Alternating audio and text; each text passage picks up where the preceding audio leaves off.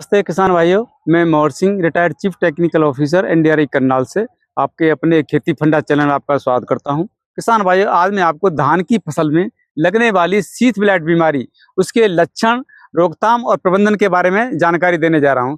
किसान भाइयों, ये बीमारी हमारी धान की फसल में फुटाव से लेकर बालियां निकलने तक दिखाई देती है और ये भूमजनित बीमारी है।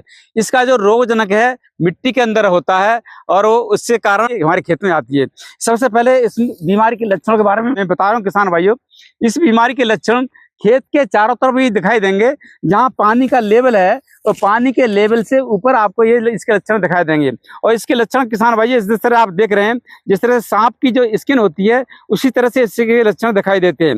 जैसे इस तरह से आप देख रहे हैं, ये देखिए, ये जैसे सांप की स्किन होती है उसी तरह से इसके लक्षण धीरे धीरे धीरे धीरे इसके शीत को ऊपर फैलते हुए और ऊपर तक ये पहुंच जाते हैं, जिसके कारण ये दाना आप देख रहे हैं, दाने का प्रकाश भी पूरा ठीक तरह से नहीं हो पाता है और जिसके कारण हमारी पैदावार भी कम आती है और ये पूरे हमारे ये तने को गला देती है। इस बीमारी का आने का जो मुख्य कारण है किसान भाइयों, जब वातावरण में टेम्परेचर तापमान 28 से 32 डिग्री सेंटीग्रेड होता है और लगातार बारिश होती रहती है और जो ह्यूमिडिटी है जिसको आर्द्रता कहते हैं वो 96% से अधिक हो जाती है, इस बीमारी के लक्षण हमारी धान की फसल में दिखाई देते हैं। ये बीमारी किसान भाइयों, इसका जो रोगजनक है सबसे पहले घास के ऊपर आता है। जैसे ये दूब घास हमारे खेत के ये चारों तरफ लगी हुई है, इसके ऊपर आता है और इस धीरे उसके बाद में हमारे खेत में फैल जाता है।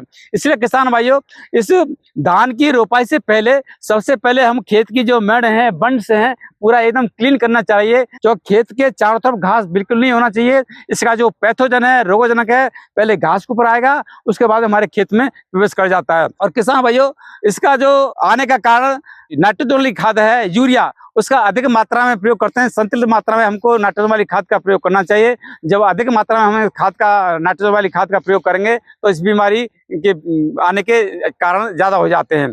और जो किस्में बासमती हैं उसमें कम मात्रा में नाइट्रोजन वाली खाद की आवश्यकता पड़ती है। जो बगैर बासमती किस्में हैं उसमें अधिक नाइट्रोजन की आवश्यकता पड़ती है। इसलिए किस्मों के हिसाब से और किस्मों की पकने की अवधि के अनुसार ही हमको नाइट्रोजन वाली खाद का प्रयोग करना चाहिए।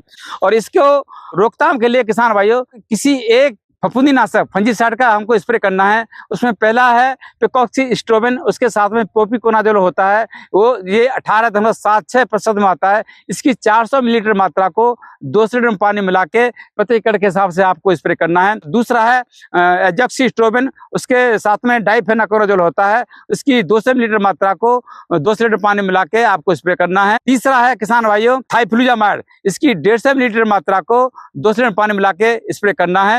अगर लक्षण ज्यादा दिखाई देता है 15 दिन बाद एक स्प्रे और दूसरा फफूंदीनाशक बदल के हम कर सकते हैं।